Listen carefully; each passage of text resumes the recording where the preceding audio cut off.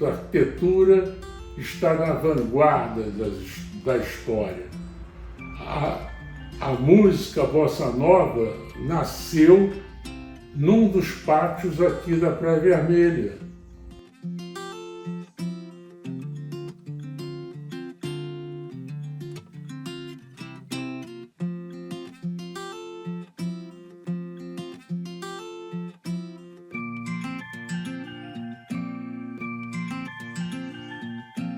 Uma coisa interessante, que a minha relação com o IAB começou muito antes de eu ter decidido vir a ser arquiteto.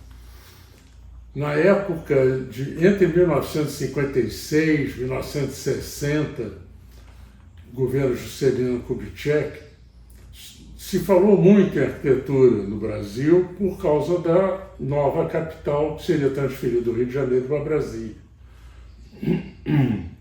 E isso fez com que a arquitetura saísse até publicidade, é incrível. Isso é publicidade em jornal, em televisão, falando de como que seria para o Brasil o orgulho de ter uma nova capital, de ter uma vida dentro do modelo moderno.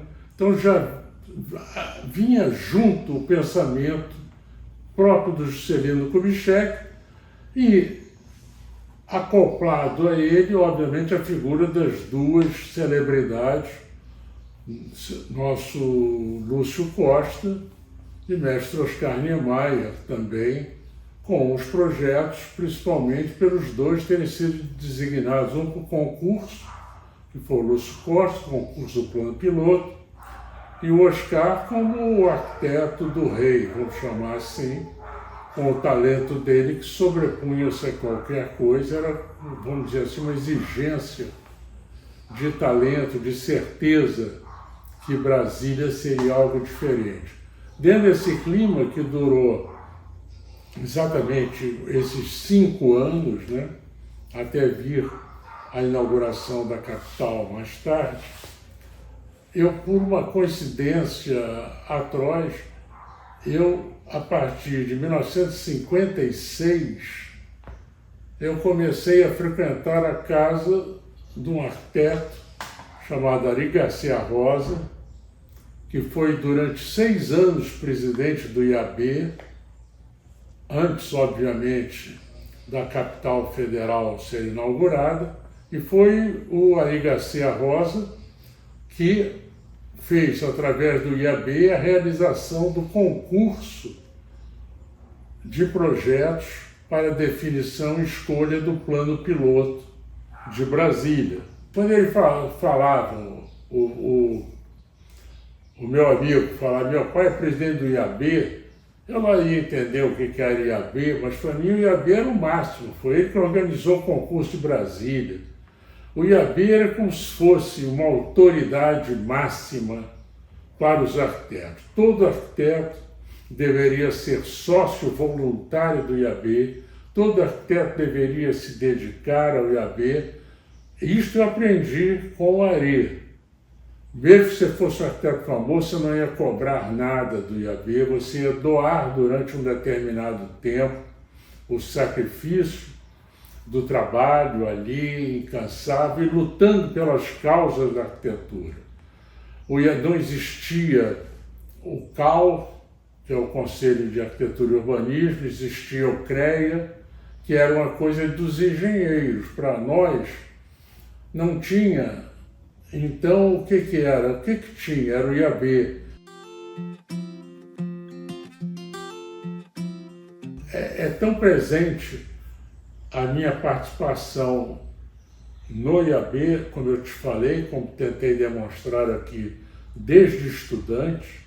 Eu sou sócio do IAB desde quando eu estava no 3º ano da faculdade.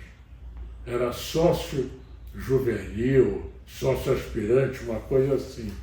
Pagava mensalidade, anuidade. Era um troço legal.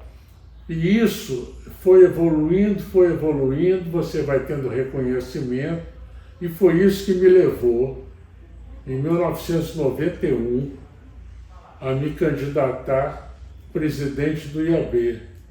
Porra, para mim, ser presidente do IAB, para quem teve essa história, essa visão do que era o IAB, eu vou te contar, era algo muito importante. O narcisismo da gente ia lá na estratosfera. Porra, eu, que sempre admirei o IAB, sempre humildemente reverenciei os presidentes do IAB, agora eu sou presidente do IAB, isso é muito legal. E eu digo isso porque foi a última vez que teve disputa de chapa para presidente do IAB, foi na minha eleição. E foi uma eleição que teve a disputa de chapa. Porra, tinha gente boa dos dois lados. E nós conseguimos ganhar essa eleição, e isso me deu muita segurança e talvez até respeito de adversários, para que eu pudesse vir a exercer esse cargo de presidente do IAB com mais coragem, com mais determinação.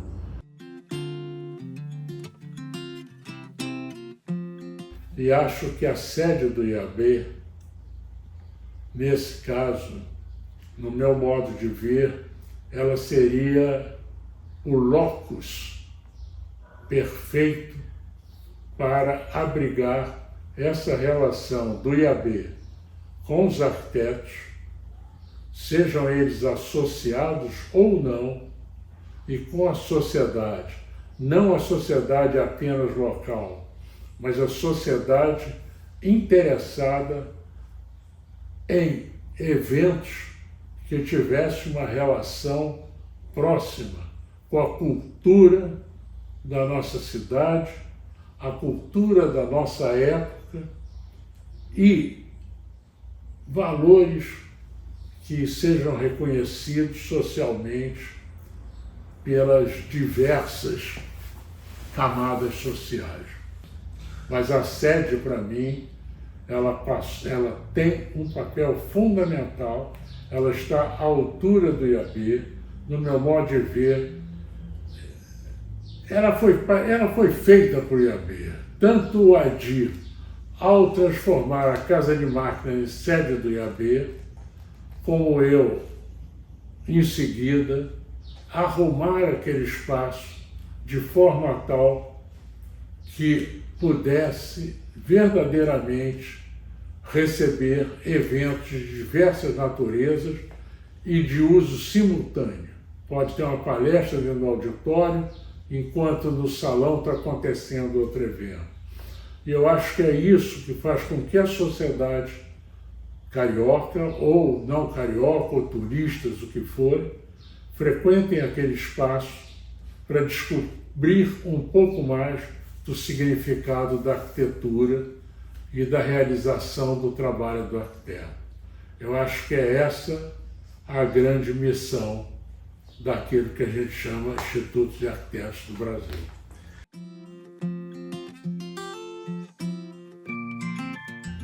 E com aquele salão maravilhoso que ela apresenta com possibilidades. Eu, quando assumi isso, vislumbrei uma oportunidade de dar continuidade a esse trabalho do ADIR, aprimorando a sede, graças à tão famosa Expo Rio 92, que nós todos chamávamos na época de Eco 92, mas era Rio 92, em que havia sido cedida pelo presidente anterior, o André Solti, que era vice do ADIR, cedida como todos os prédios, tudo aqui no Rio, foi cedido para Rio 92, que era um interesse da sociedade mundial. E quando eu fui conversar com o pessoal da organização da ECO, eles todos vieram preocupados porque muda a gestão do IAB, como é que ia ser.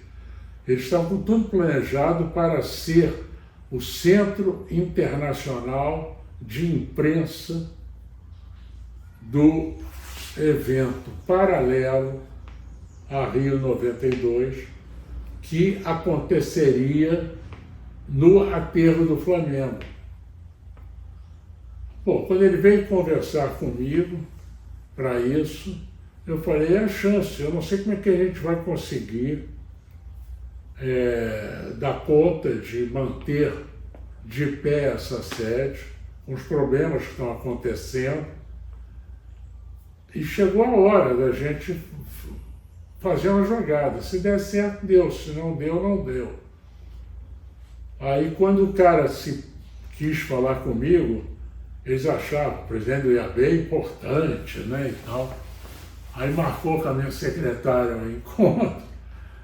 Aí eu me preparei, fiz um teatro todo e não disse a verdade. Eu cheguei e disse para ele,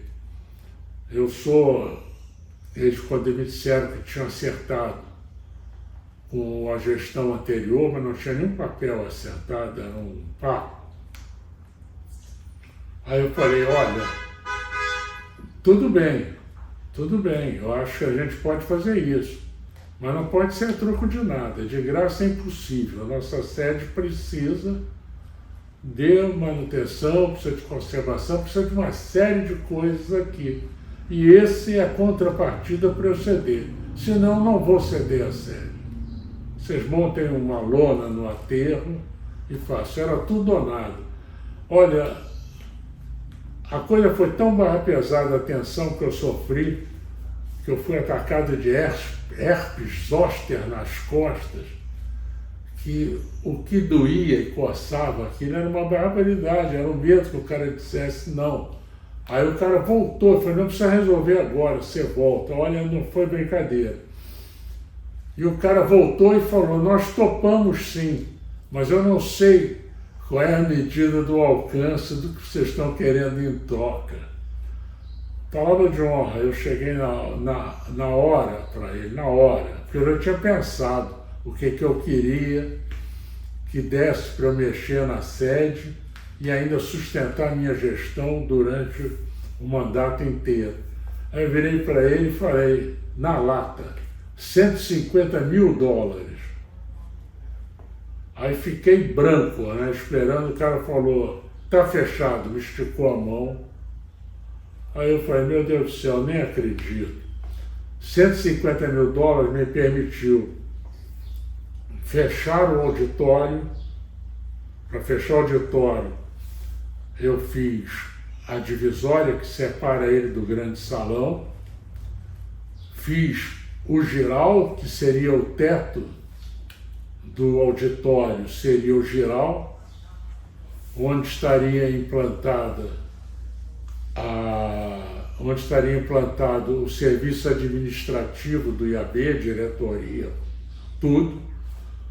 Deixava o salão totalmente livre para esses eventos que iriam surgir e, próxima à entrada, em cima dos banheiros, com acesso, criei um restaurante, que antes era um bar, criei um restaurante que trouxe duas alemãs que trabalhavam no Palácio da República para lá, que durante toda a minha gestão permaneceram no lugar, restaurante mesmo, e transferi a biblioteca para um lugar fechado, que é onde, para um geralzinho, junto da entrada e próximo ao restaurante, que é onde se encontra hoje a diretoria. Por que eu botei a biblioteca lá? Para que a biblioteca pudesse atender aos interessados a qualquer hora do dia e da noite, se fosse preciso, dentro de uma descentralização da organização maior. O IAB podia estar fechado e o estudante, o arquiteto, o pesquisador entrasse por ali, como se fosse para o restaurante, teria um bibliotecário que atenderia ele.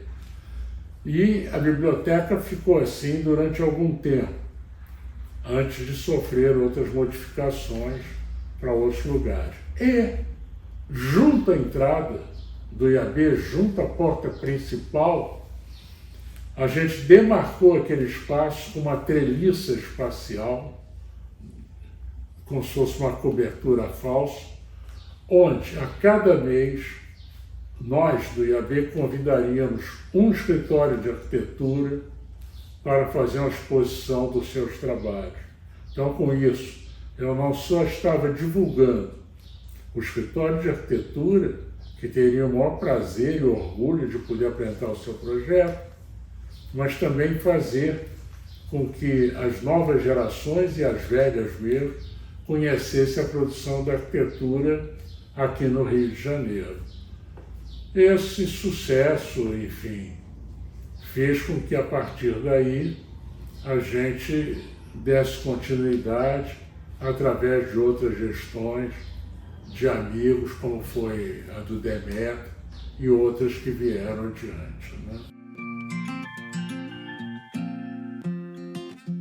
E o IAB, nesse caso, tem um papel fundamental. Desde o começo, na época no comecinho da década de 60, o IAB já estava envolvido nas questões sociais. Teve a questão habitacional, foi criado, por exemplo, em 64 foi criado o BNH, o Banco Nacional de Habitação. Então os conjuntos habitacionais começaram a surgir. E surgiram alguns conjuntos habitacionais de ótima qualidade. Eu posso te dizer isso até hoje. Bota 60 anos depois, passa no Irajá, na Vila Brasil, no Irajá, eram conjuntos pré-fabricados. Então, até hoje, inteirinhos lá, uns projetos até do Ari Garcia Rosa, nos quais eu cheguei a trabalhar, como estagiário, obviamente, e outros que se inventava, podia se colocar coisas, não é esses conjuntos habitacionais de hoje, Minha Casa e Minha Vida, de uma mediocridade espantosa. Tem um lá em Irajá, que a fachada era foi toda feita pré-moldada em fibra de vidro. E colocada, aplicada sobre a fachada inteira. Tipo 9 metros, projetado pelo arquiteto João Honório, que era meu contemporâneo de faculdade, mas radicalizado hoje em São Paulo. Está lá, até hoje. Depois, obviamente, o BNH, o programa do Serviço Federal de Habitação foi mudando e foi se voltando mais para o mercado imobiliário e atender a classe média. E foi deixando as classes populares para trás. Eu talvez, se há 60 anos tivesse sido conduzido com a fundação do BNH um processo de urbanização interessante, principalmente das favelas, falando cariocas, para não me estender a outras, mas tiveram outras. Os alagados de Salvador foram trabalhados pelo escritório do Zé M. Roberto, né? Mas eu acredito que se poderia ter feito algo muito interessante, porque as favelas eram muito precárias, a habitação era feita por sobras da sociedade de consumo. Eram de madeira, de resto de madeira, de telhados de zinco, e deu até música, né? Então aquilo era, de fato, algo transitório. Quando, a partir de 82, o governador Leonel Brizola passou a assegurar a permanência dos moradores nessas favelas ou nessas aglomerações habitacionais, se transformou automaticamente dessa habitação feita de restos de madeira, de telhas, em habitação de alvenaria. E para permanecer direto. Com isso houve um crescimento e hoje, no momento atual, já de uns anos para cá, a gente pode perceber que há dentro das comunidades interesses também imobiliários, como tem na sociedade comum. seja traficante, seja miliciano, seja o que for, construindo prédios.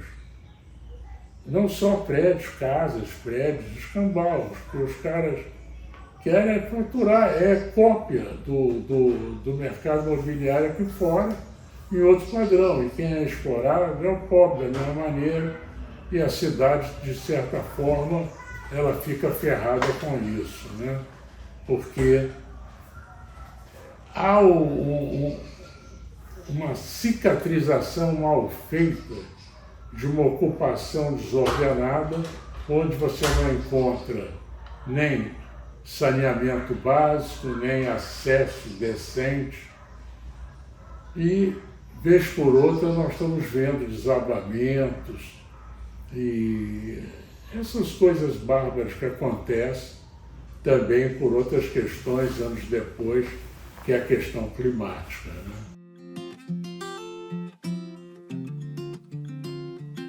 Quando estava terminando o primeiro ano do meu mandato, foi eleito prefeito da cidade do Rio de Janeiro o César Maia. E César Maia trouxe com ele para ser secretário de urbanismo o arquiteto, ex-presidente do IAB, e um arquiteto consagrado no Rio de Janeiro e em outros lugares, o arquiteto Luiz Paulo Conde, que veio a ser, mais tarde, também prefeito da cidade, sucedendo o próprio César Maia. Quando nós começamos o último ano do meu mandato, o segundo ano do meu mandato, o Conde me chamou para uma reunião, falou: Janot, preciso fazer uma reunião contigo, que eu estou com uns planos aqui e que eu acho que vai ser muito bom para os arquitetos, e eu queria fazer através de concursos de arquitetura.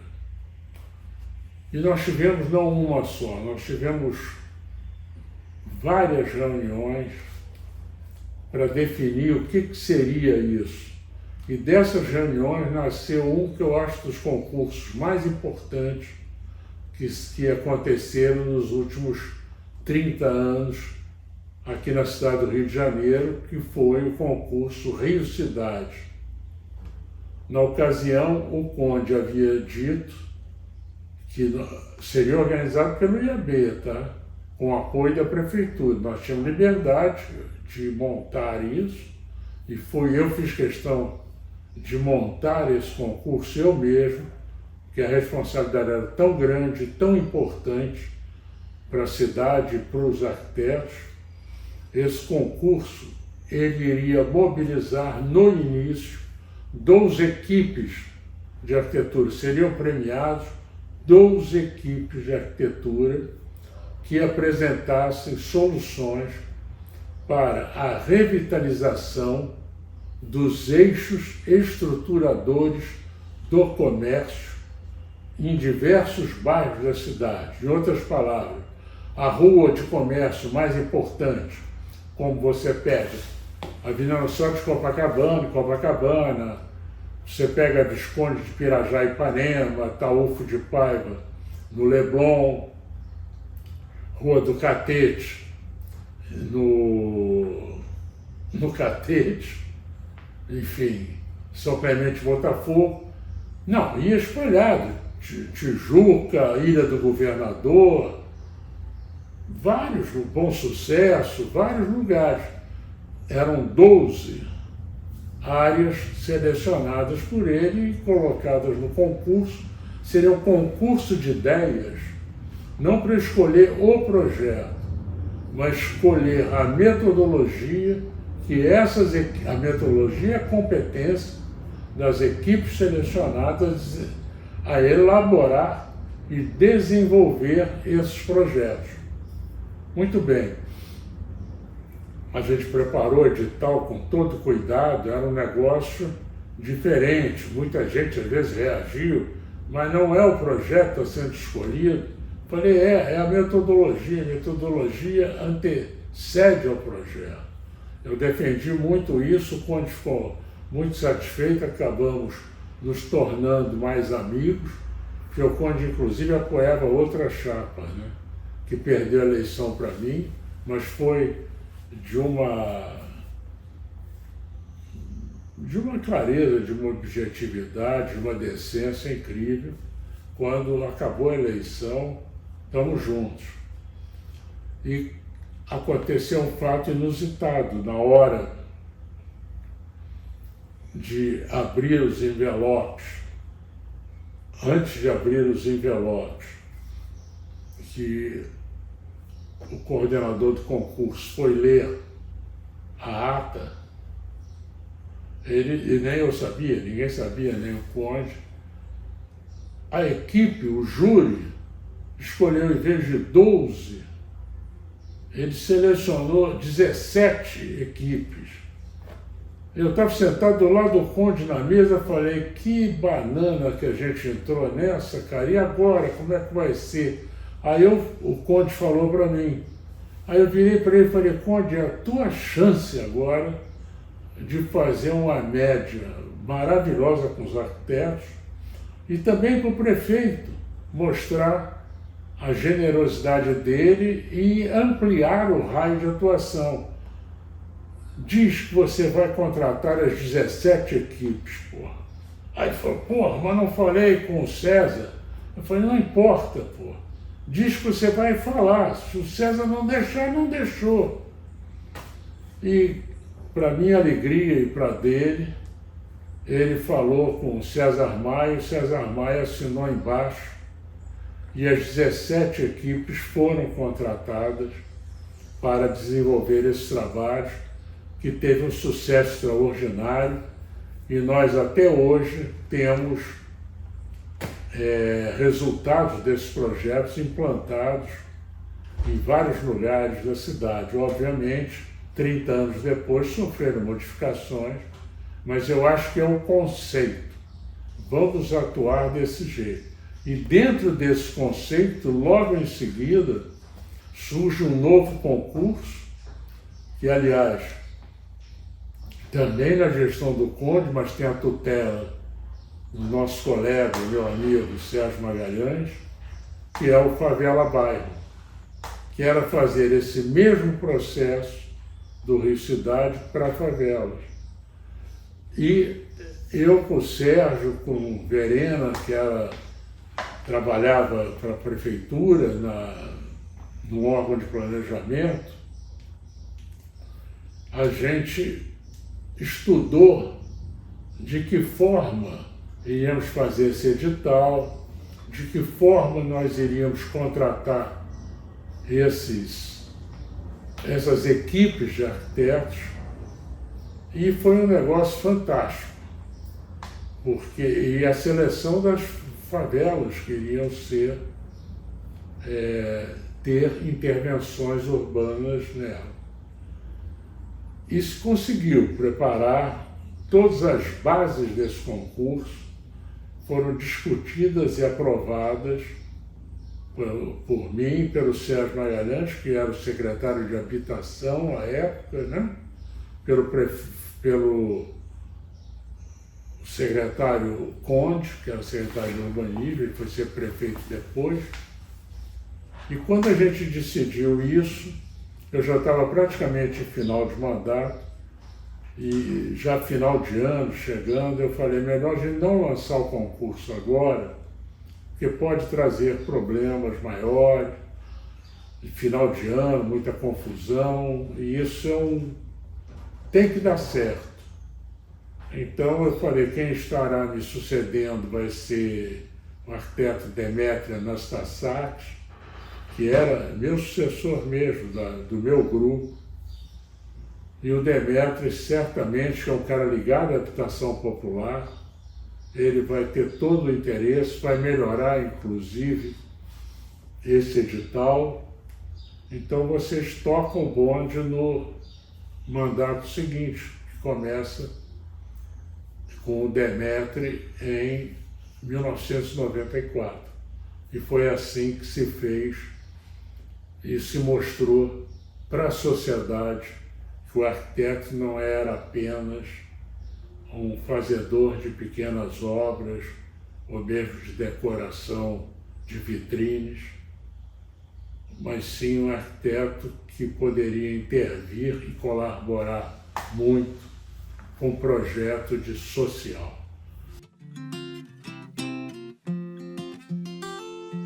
Por exemplo, o Dr. Rari Garcia Rosa fez um projeto na época, eu já tinha entrado na escola, trabalhei até como estagiário, logo no comecinho com ele.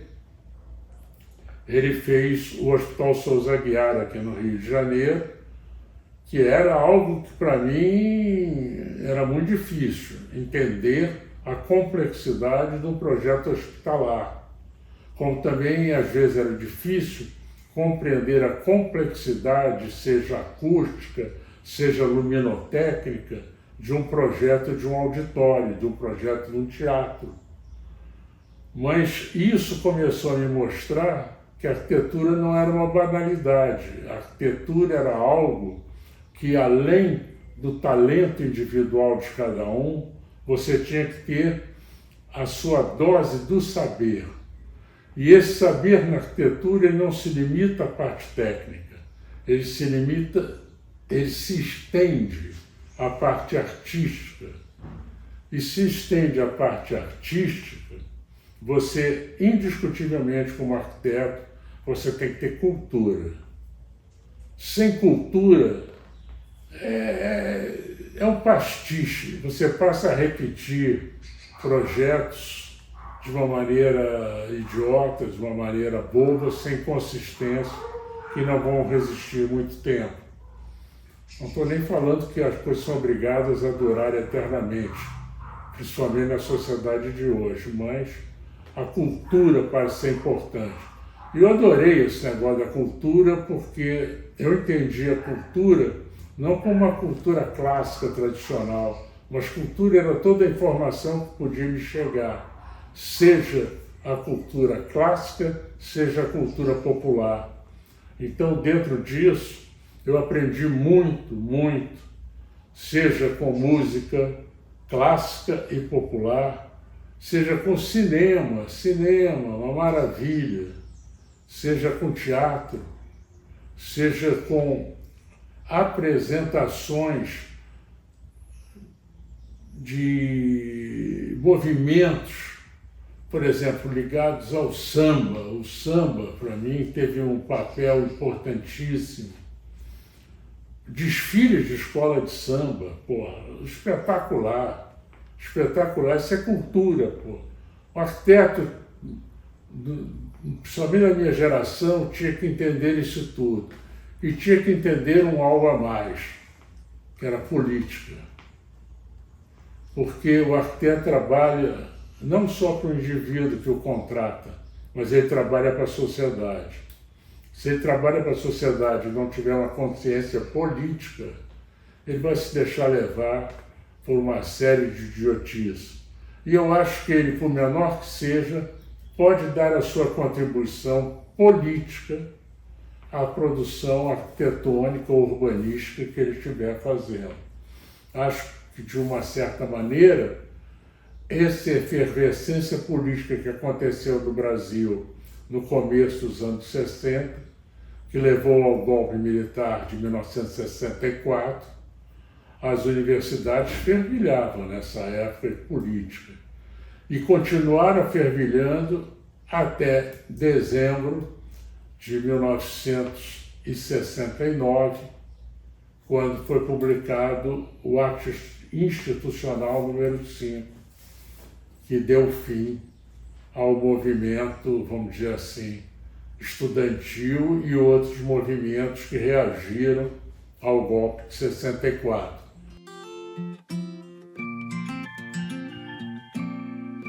O IAB, para mim, por toda essa história que eu contei, ele faz parte indissociável da minha vida. O que eu digo parte indissociável da minha vida? Eu sempre fui um cara que acreditou mais no IAB do que qualquer outra instituição para regular a minha vida profissional. tive escritório de arquitetura durante 30 anos, fiz inúmeros projetos no Rio, mas mais até fora do Rio, pelo Brasil afora, projetos grandes, fiz praticamente todos os parques industriais dos anos 80 da Supergasbras, por exemplo, fiz projetos no Rio Grande do Sul, Belém do Pará, da CPRM, enfim, projetos que eu digo da General Motors, projetos que eu digo de porte, não era fazer um projetinho qualquer. Isso me deu uma maturidade muito grande e eu me sentia já nessa época, nas conversas com os clientes, já transpirava essa coisa que eu era uma parte também do IAB, porque eu citava coisas do IAB, mostrava referência, discutia a tabela de honorários com o cliente. Então, o IAB, ele me deu sempre, eu vou dizer, um suporte que talvez o jovem arquiteto precisasse naquela época para poder assegurar a seriedade do seu trabalho. E aprendi muito do IAB, os arquitetos mais velhos, e que ficaram grandes amigos meus, o Paulo Cazé, que era um amigo pessoal, Marcos Comber, enfim, caras que eram assim próximos, que me permitiram olhar para a arquitetura de uma maneira séria, de uma maneira comprometida, não só com o problema profissional, mas principalmente comprometida com a questão social.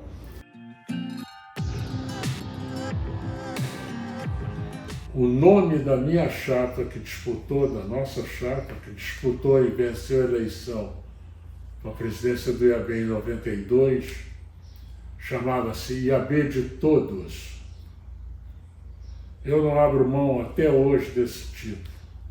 O IAB é de todos, não é apenas de alguns. Não é apenas de alguns privilegiados que possam ter melhor escritório de arquitetura. É de todos. E esses todos com cabeças políticas, inclusive, diferentes. Essa coisa dessa pasteurização política não cola para a minha cabeça. Ser todo mundo igual politicamente não existe. Eu acho que as divergências podem levar a melhores caminhos.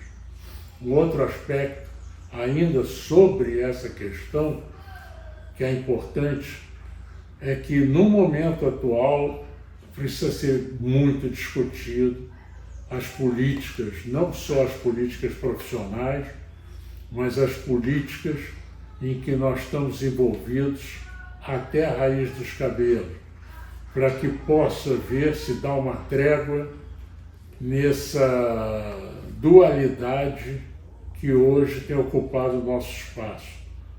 E, por falar nisso, o que a gente quer ver, e eu quis ver naquela época, era a sede que o meu antecessor, Argir Bencaus, conquistou aquela sede para o IAB, a velha Casa de Máquina dos Bondes, um prédio espetacular, um prédio histórico espetacular, tombado pelo patrimônio histórico do Estado, do município, enfim. Uma obra espetacular, ela tem que preservar esse uso e essa finalidade, que é um espaço aberto, um espaço de cultura para a nossa sociedade. Ele já está lá há 30 anos, mais, um pouco. Eles têm que estar lá e têm que estar recebendo, com a maior diversidade possível, eventos abertos a todos.